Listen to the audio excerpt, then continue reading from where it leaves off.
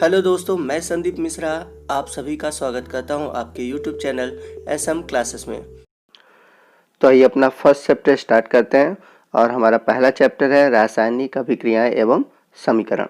तो पहला टॉपिक है हमारा रासायनिक अभिक्रिया, या फिर आप इसको हेडिंग भी डाल सकते हैं रासायनिक अभिक्रिया। तो आइए जानते हैं रासायनिक अभिक्रियाएं क्या होती हैं। तो ऐसे परिवर्तन जिसमें नए गुणों वाले पदार्थों का निर्माण होता है उन्हें हम रासायनिक अभिक्रिया कहते हैं। तो यहाँ पर डेफिनेशन में आप देख सकते हैं कि कीवर्ड दिया हुआ है नए गुणों वाले पदार्थों का निर्माण। तो रासायनिक अभिक्रियाएं वे अभिक्रियाएं होती हैं जिसमें कि नए गुणों वाले पदार्थों का निर्माण होता है। अगर एग्जाम्पल की बात करें, भोजन का पचना, श्वसन, लोहे का जंग लगना, मैग्नीशियम फीते का जलना, दही का बनना, ये सभी रासायनिक अभिक्रियाएं हैं। तो यहाँ पर आप श्वसन की एक रासायनिक अभिक्रिया देख सकते हैं। तो श्वसन में होता क्या है, जो हमारे शरीर में शर्करा होती है वो ऑक्सीजन के द्वारा कार्बन डाइऑक्साइड और जल में टूट जाता है और इस प्रक्रिया में ऊर्जा एटीपी के रूप में मुक्त होती है। आइए नेक्स्ट हम जानते हैं कि रासायनिक अभिक्रियाएं बनती कैसे हैं, अर्थात रासायनिक अभिक्रियाओं का निर्माण किनसे होता है। तो जो रासायनिक अभिक्रियाएं होती हैं वो दो पार्ट से मिलकर बनी हैं। फर्स्ट होता है अभिकारक, जिसे इंग्लिश में बोलते हैं रिएक्टेंट, और दूसरा होता है उत्पाद, जिसे इंग्लिश में बोलते हैं प्रोडक्ट। तो आइए जानते हैं कि अभिकारक और उत्पाद क्या होते हैं। तो सबसे पहले हम बात करते हैं अभिकारक की। तो ऐसे पदार्थ जो रासायनिक अभिक्रिया में भाग लेते हैं उन्हें हम अभिकारक कहते हैं। तो जब भी कोई रासायनिक अभिक्रिया होती है तो उस रासायनिक अभिक्रिया में न कोई पदार्थ भाग लेता है। तो जो रासायनिक अभिक्रिया में पदार्थ भाग लेते हैं उन्हीं को हम अभिकारक कहते हैं। नेक्स्ट हम बात करते हैं उत्पाद की। तो ऐसे पदार्थ जिनका निर्माण रासायनिक अभिक्रिया में होता है उन्हें हम उत्पाद कहते हैं। तो रासायनिक अभिक्रिया में हम सभी जानते हैं कि अभिकारक भाग लेते हैं। अब अभिकारक से जब कोई नया पदार्थ बनता है, मतलब कि जब रासायनिक अभिक्रिया हुई उस अभिक्रिया में जब कोई नया पदार्थ बनता है उसे हम उत्पाद कहते हैं। आइए हम इसको उदाहरण के थ्रू समझते हैं। तो पहले मैं सिंपल उदाहरण आपको बता देता हूँ। जैसे दूध से दही बना, तो दूध से दही बन रहा है तो अभिक्रिया में कौन भाग ले रहा है, दूध। तो दूध हो गया अभिकारक। अब अभिक्रिया के बाद क्या बना, दही बना, तो दही हो गया हमारा उत्पाद। तो इस प्रकार से अभिकारक अभिक्रिया में भाग लेते हैं और उत्पाद अभिक्रिया के बाद बनते हैं। आइए इन्हें कुछ और उदाहरण के द्वारा मैं आपको समझाता हूँ। तो श्वसन के रासायनिक समीकरण द्वारा मैं आपको समझाता हूँ कि इसमें अभिकारक क्या है और उत्पाद क्या है। तो जैसा कि मैंने आपको बताया था कि श्वसन प्रक्रिया में हमारे शरीर में जो शर्करा होती है वो वायुमंडल द्वारा जो हम ऑक्सीजन लेते हैं उसके द्वारा बदल जाता है कार्बन डाइऑक्साइड और जल में, और इस प्रक्रिया में एटीपी के रूप में ऊर्जा मुक्त होती है। तो इस अभिक्रिया में जो हमारे शरीर में शुगर है और ऑक्सीजन है वो है अभिकारक, क्योंकि ये अभिक्रिया में भाग ले रहे हैं। अब अभिक्रिया के बाद हम देख रहे हैं बन रहा है कार्बन डाइऑक्साइड और जल और एटीपी। तो इसमें जो कार्बन डाइऑक्साइड है, जल है और एटीपी है, ये है उत्पाद। और एक चीज़ याद रखिएगा, अभिक्रिया में जब भी एरो के जो टेल वाले रीजन में रहेगा, मतलब पीछे की ओर, उसे हम बोलते हैं अभिकारक। आप ऐसे भी समझ सकते हैं। और जो एरो के हेड वाले रीजन पे रहेगा उसे हम बोलते हैं उत्पाद।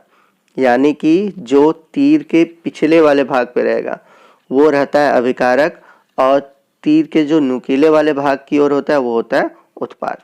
और अभिक्रिया में जो अभिकारक होते हैं उन्हें हम लेफ्ट हैंड साइड लिखते हैं और जो उत्पाद होते हैं उन्हें हम राइट हैंड साइड लिखते हैं। आई होप कि आपको समझ में आ गया होगा कि अभिकारक किसे कहते हैं और उत्पाद किसे कहते हैं। चलते हैं हम अपने अगले टॉपिक की ओर। तो अगला टॉपिक है टॉपिक नंबर 3, रासायनिक अभिक्रिया के परीक्षण।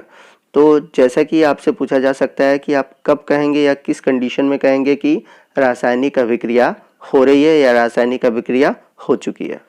तो देखिए, जब भी कोई रासायनिक अभिक्रिया होती है तो उसमें 4 परिस्थितियां होती हैं। पहला है अवस्था में परिवर्तन, दूसरा है रंग में परिवर्तन, तीसरा है तापमान में परिवर्तन और चौथा है गैस का उत्सर्जन। यानी इन 4 कारणों से हम कह सकते हैं कि कोई भी रासायनिक अभिक्रिया हुई है। आइए मैं आपको उदाहरण के थ्रू समझाता हूँ। तो जैसे जल का निर्माण की बात करें तो हम सभी जानते हैं कि हाइड्रोजन और ऑक्सीजन के मिलने से जल बनता है। तो इस अभिक्रिया में जब हम हाइड्रोजन लेंगे वो गैस के रूप में होता है, तो यहाँ पे लिखा हुआ है नीचे देख सकते हैं जी। और जो ऑक्सीजन लेंगे वो किस रूप में रहेगा, गैस के रूप में रहेगा।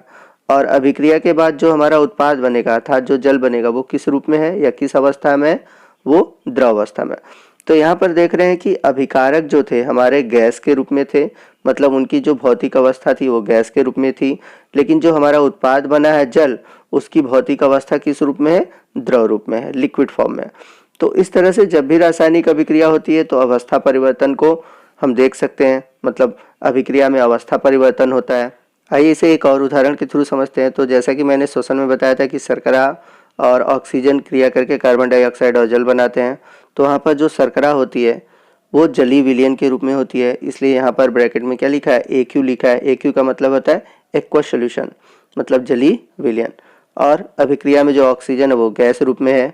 अब इसके बाद जो कार्बन डाइऑक्साइड बना, तो हम सभी जानते हैं कि कार्बन डाइऑक्साइड जो होता है गैस के रूप में होता है, लेकिन हमारे जो शरीर में बना है वो जलीय रूप में है, तो इसलिए यहाँ पे क्या लिखा हुआ है, AQ लिखा हुआ है।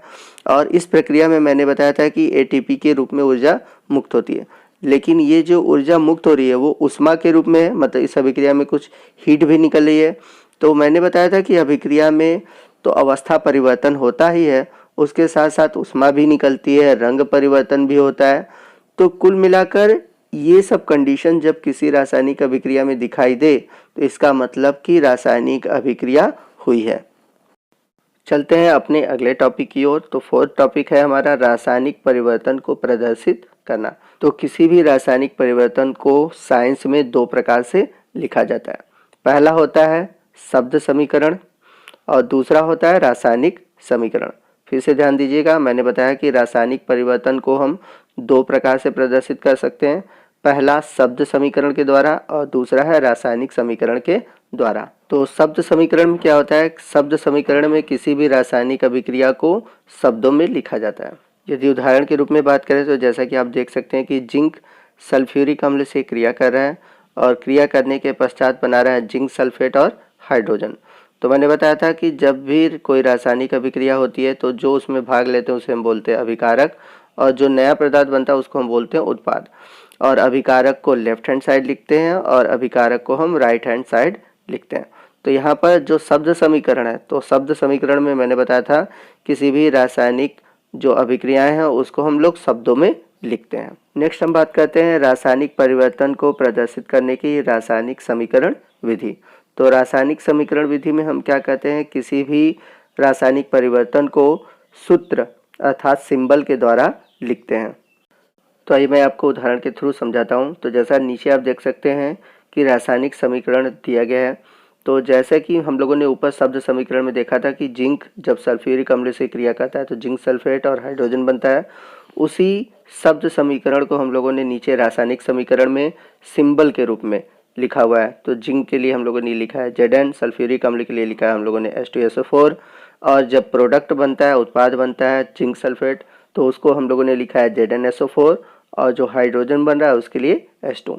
तो जब भी किसी रासायनिक समीकरण को लिखा जाता है तो उसको हम रासायनिक सूत्रों द्वारा प्रदर्शित करते हैं।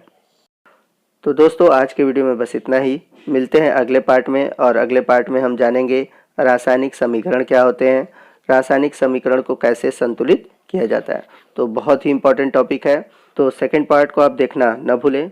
तो हमारा आज का वीडियो आपको कैसा लगा आप कमेंट करके हमें ज़रूर बताइएगा। वीडियो अच्छा लगा हो तो वीडियो को ज़रूर लाइक कीजिएगा, और यदि आप हमारे चैनल पर नए हैं और अभी तक आपने हमारे चैनल को सब्सक्राइब नहीं किया तो प्लीज़ हमारे चैनल को सब्सक्राइब कीजिए और बगल में जो बेल आइकन है उसको प्रेस कीजिए, ताकि जब भी मैं इस तरह के अच्छे वीडियो अपलोड करूँ उसका नोटिफिकेशन आपको मिलता रहे। तो आज के लिए बस इतना ही। जय हिंद, जय भारत।